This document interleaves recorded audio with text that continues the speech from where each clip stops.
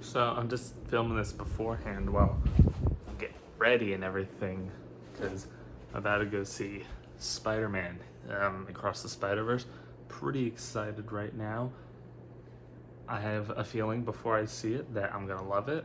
Just from what I've seen on Twitter, I'm gonna be really a big fan, and I'm really excited because it's got my favorite Spider-Man in it. It's 2099, Miguel O'Hara. I mean, like, obviously on any given day, I'd rather take Peter or Miles or something, but just like, look at this design. That goes hard. So yeah, I think I'm gonna be a big fan. I've just watched the movie, AMC 14. Oh my god. That was so good. The literal first thing I said, because I saw it with my friend, first thing, Oscar, sorry, I'm a little humble jumbled because it was that good. The first thing I said was my biggest complaint was that the movie ended.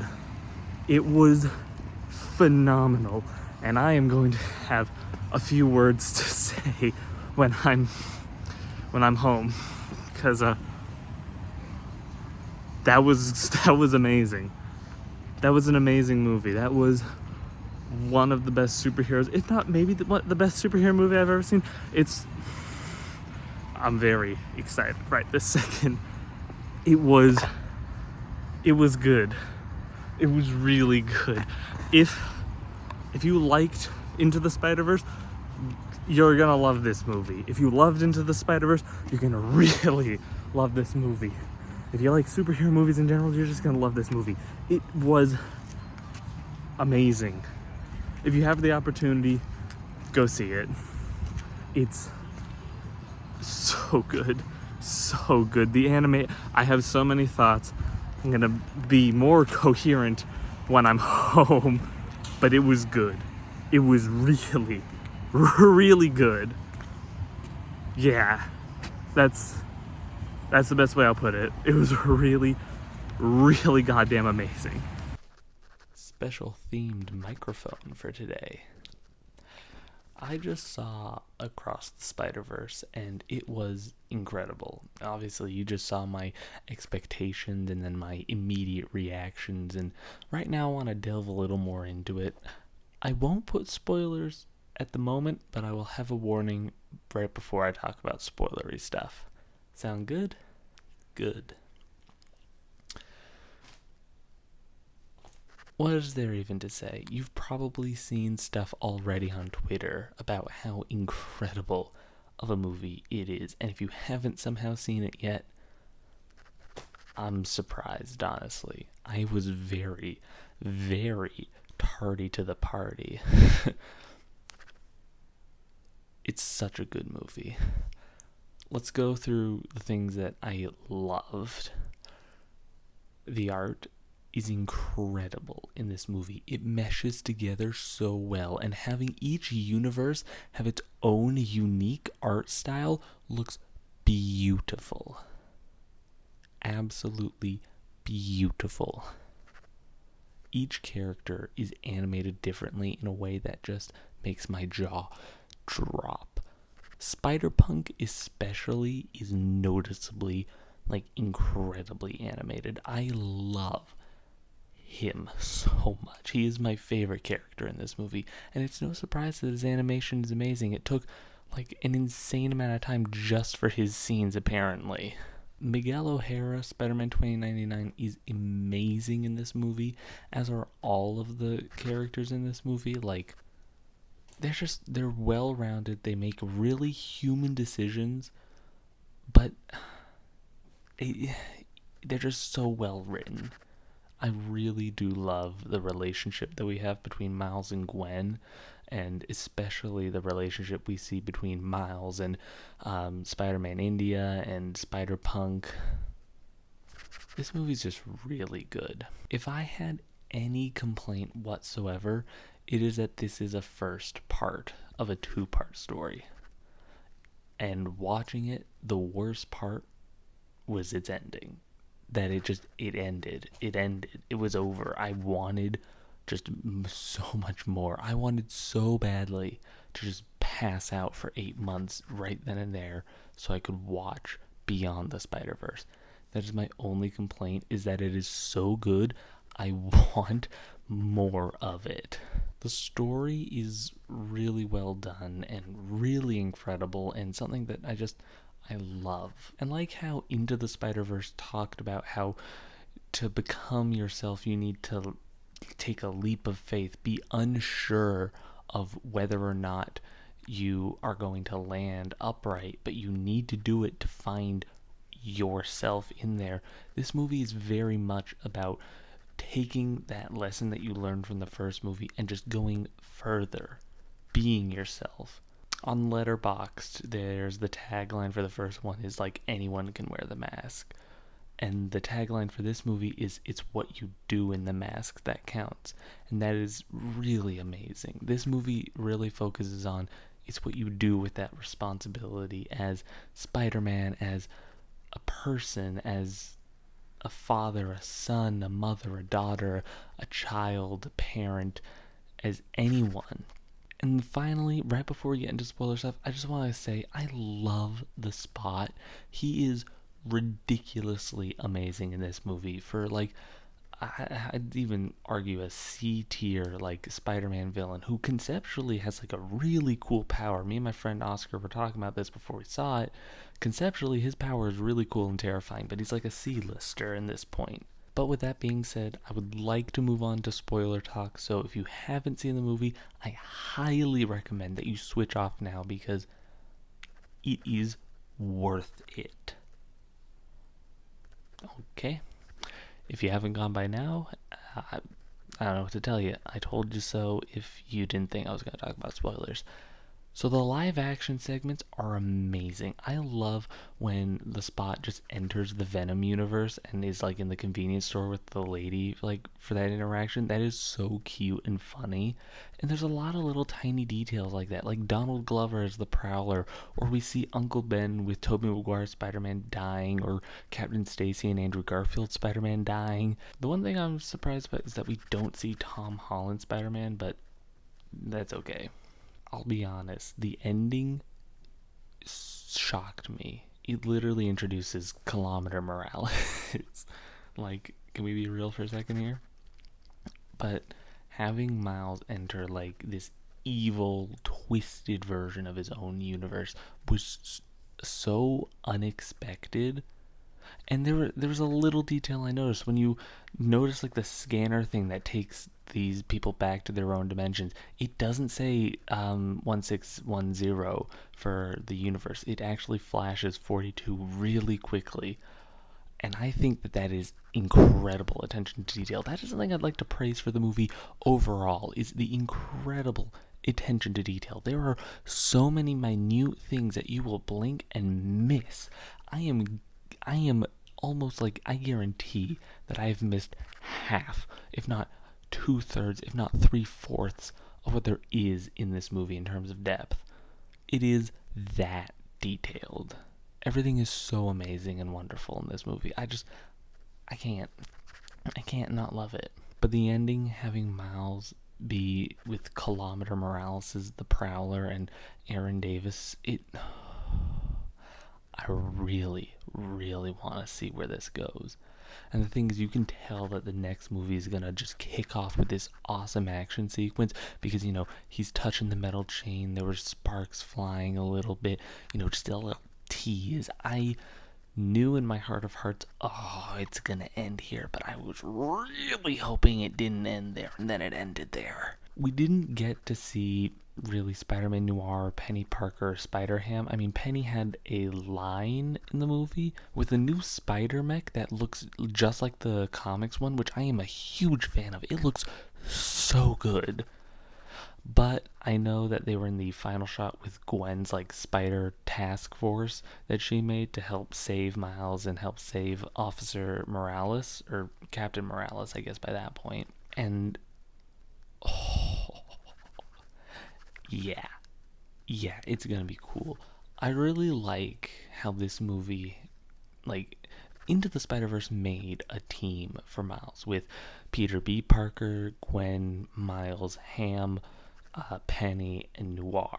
And this movie makes a new team for Miles with Hobie and with Spider-Man India and Gwen and Miles all working together with Peter B. Parker again. Two like the closest ones connecting through a through point. And I really, really like that Spider Bite also was in like the final team up because she did help Miles by not canceling everything. I'll be honest, like this movie is so good, and the ending, oh, it's gonna be an awesome, awesome setup for Beyond the Spider-Verse, which is probably gonna bang so hard that the clouds will part and the sun will shine brighter than it ever has. If I had to describe this movie, it is like a 2-hour action sequence. There is never a moment of downtime during this entire movie, and I adore that. It is just fight scene after fight scene, adrenaline filled, like Miles rushing away from 2099 and everyone just chasing after him. It is just exactly what I wanted, and I love it. I love it. You can see how much Miles has grown. He has his cool new suit, which at first I wasn't entirely sold on, but I've come around to it a fair bit. I really like that they show that Miles gets up every time he is knocked down.